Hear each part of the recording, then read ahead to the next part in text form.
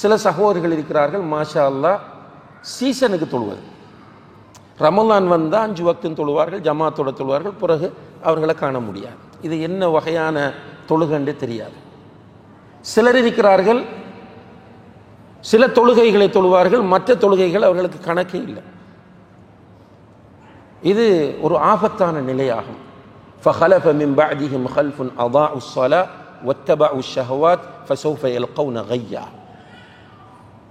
அல்லாஹ் குர்ஆனில் சொல்றான், பின்னால் ஒரு வழித்தோன்றல் வருவார்கள், தொழுகையை வீணடிப்பார்கள், மனோ இச்சையை பின்பற்றுவார்கள், இவர்கள் கை என்ற நரகத்திற்கு தான் போவார்கள். அன்புள்ள சகோதர சகோதரிகளே, உமர் இப்னுல் கத்தாப் ரலியல்லாஹு அன்ஹு அவர்கள் ஒரு நாள் ஃபஜ்ர் தொழுகைக்கு இமாமத் செய்வதற்காக சஃப்பை ஒழுங்குபடுத்திட்டு முன்னால் வந்து நிற்கிறார்கள். நின்று அல்லாஹு அக்பர் என்றவர்கள் தக்பீர் கட்ட பின்னால் இருந்த ஒருவன் ஒரு கூரிய கத்தி, 2 பக்கமும் கூறுள்ள ஒரு கத்தியினால் அவர்களுடைய முதுகிலே 6-7 தடவைகள் சரமாரியாக குத்துகிறார். அவர்களுடைய உடம்பில் இருந்து ரத்தம் பீரிட்டு ஓடுகிறது. கீழே விழ போறாங்க. பின்னால் இருந்த அப்துர் ரஹ்மான் இப்னு அவுஃப் ரலியல்லாஹு அன்ஹுடைய கையை பிடிச்சி முன்னுக்கு இழுத்து விட்டாங்க இமாமத் செய்யறதுக்கு. அப்படியே விழுந்துட்டாங்க. சஹாபாக்கள் கொண்டு போய் அவருக்கு ட்ரீட்மெண்ட் செய்கிறார்கள். உமர் ரலியல்லாஹு அன்ஹு அவர்கள் நீண்ட நேரம் மயக்கத்திலே இருக்கிறார்கள். இப்போ மயக்கத்தில் இருந்து உமர் ரலியல்லாஹு அன்ஹு அவர்கள் கண் விழிக்கிறார்கள். விழிக்கும்போது சுபஹுடைய வக்தெல்லாம் போயிட்டு சூரியன் உதித்து விட்டது. இந்த நேரத்தில் நிறைய சஹாபாக்கள் அவர்களை சூழ நிற்கும் போது அவர்களுக்கு பக்கத்தில் இருந்த இப்னு அப்பாஸ் ரலியல்லாஹு அன்ஹுமா முதல் என்ன சொன்னார் தெரியுமா? கண்ணை துறக்கிறாங்க. துறக்கும் போது சொல்கிறார், அமீருல் மோமினீனே, நீங்க இன்னும் சுபஹ் தொழலன்றார். சுப்ஹானல்லாஹ். உமர் ரலியல்லாஹு அன்ஹு அந்த வருத்தத்தோட முதலாவது என்ன கேட்டாங்க தெரியுமா? எனக்கு பின்னால் இருந்த மக்கள் தொழுது விட்டார்களா என்று கேட்டார்கள். எல்லாரும் தொழுதாச்சு அமீருல் மோமினீனே என்று சொன்னதுக்கு பிறகு அவங்களுக்கு எழுந்து சென்று ஒது செய்து வந்து நின்று தொழக்கூடிய அளவுக்கு உடலில் பலம் இருக்கவில்லை. எனவே அவர்கள் இருந்த நிலையில் தயமம் செய்து கொண்டு உடம்பில் இருந்து இரத்தம் ஓடக்கூடிய நிலையில் ஃபஜ்ர் தொழுகையை நிறைவேற்றி விட்டு சலாம் கொடுத்து விட்டு சொன்னார்கள், லா ஹவ்வ ஃபில் இஸ்லாமி லிமன் தரக ஸலா. தொழுகையை விட்டவனுக்கு இஸ்லாத்தில் எந்த பங்கும் இல்லை என்றார்கள். இப்போ இவ்வளோ ஒரு சீரியஸான மெட்டர் இந்த தொழுகையுடைய விஷயம்.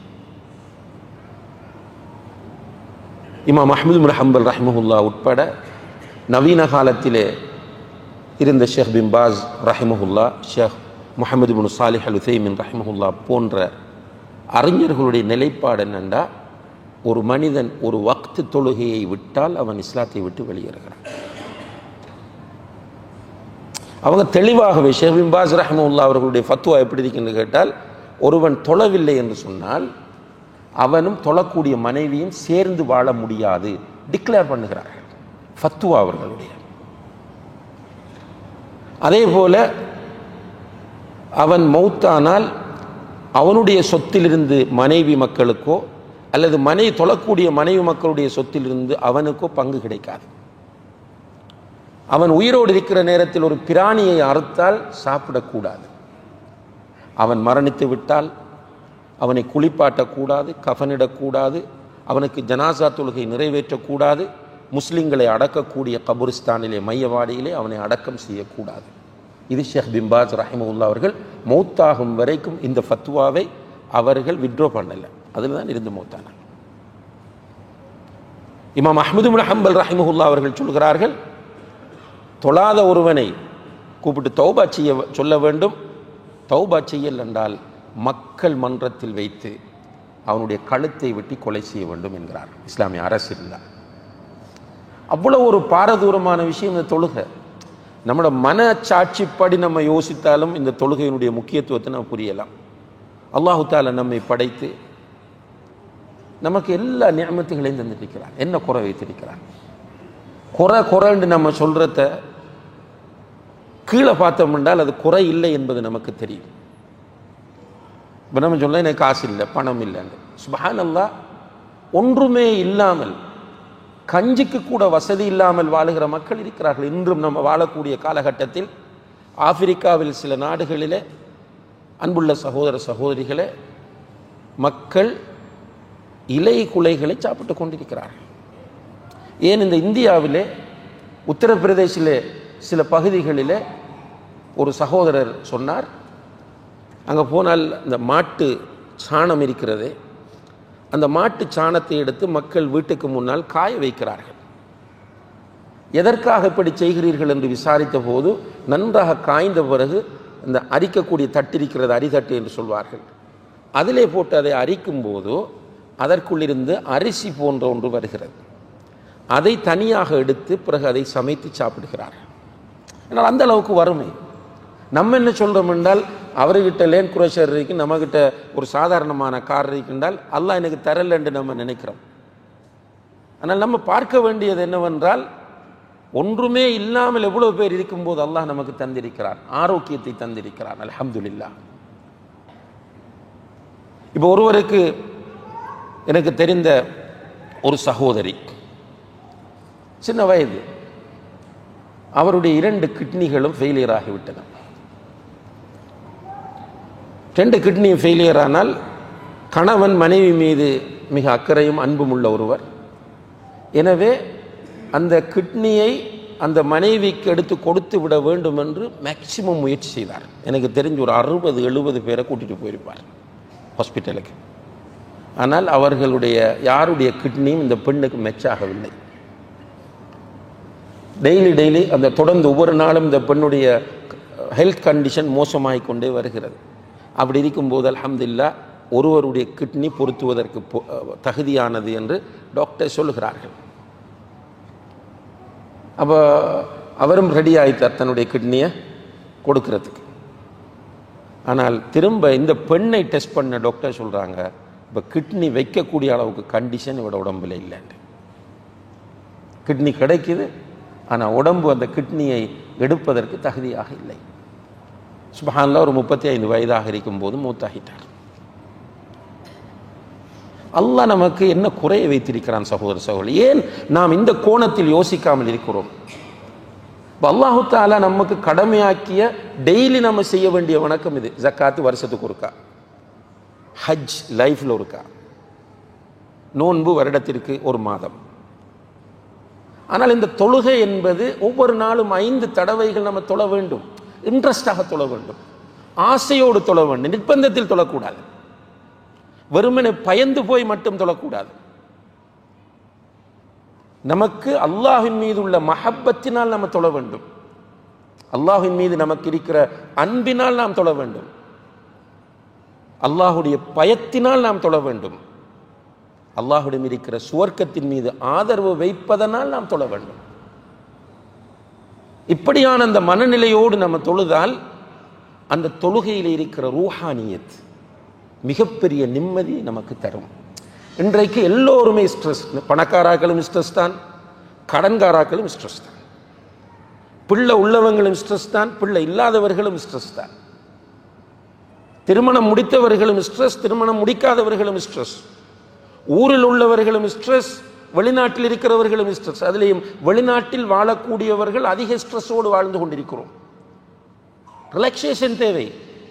ரிலாக்ஸேஷனை எங்கே போய் தேடுகிறோம்?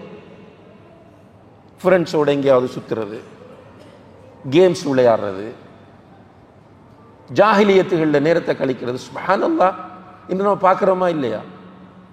இப்போ கத்தாரை பொறுத்தவரை நம்ம என்னுடைய ஒவ்வொரு பயான்லையும் நான் சுட்டி காட்டியிருக்கிறேன். நம்ம ஊரில் இருந்து பார்க்கும்போது திடீரென ஒரு அனௌன்ஸ்மெண்ட் வரும், ஜனாஸா அறிவித்தல். யார் என்று பார்த்தா ஒரு 45 வயது வாலிபர், அல்லது 31 வயது வாலிபன், அல்லது 29 வயது வாலிபன். அடிக்கடி இந்த செய்தியை நீங்கள் பார்க்கிறீர்கள். இப்படியான ஒரு சூழலிலே நம்ம வாழ்ந்து கொண்டிருக்கிறோம். அப்ப இப்படிப்பட்ட நமக்கு மன அமைதி தேவை. ரசூல் ஸல்லல்லாஹு அலைஹி வஸல்லம் அவர்களுடைய சுன்னா என்னென்றால், இதா ஹஸிபஹு அம்ருன் ஃபஸிஅ இலா ஸலா. 4 பக்கமும் பிரச்சனை வந்தால் தொழுகைக்குத்தான் விரைவார்கள். ஏன்னா தொழுகையில் அப்படி ஒரு மன அமைதி இருக்கிறது. வந்து பிலால் ரலியல்லாஹு அன்ஹுவிடம் சொல்லுகிறார்கள், அரிஹ்னா பிஸ்ஸலாத்தி யா பிலால், பிலாலே தொழுகையில் எங்களுக்கு ராஹத்தை உண்டு பண்ணி என்பார்கள். இகாமத் சொல்லி தொழப்போய் ராஹத்.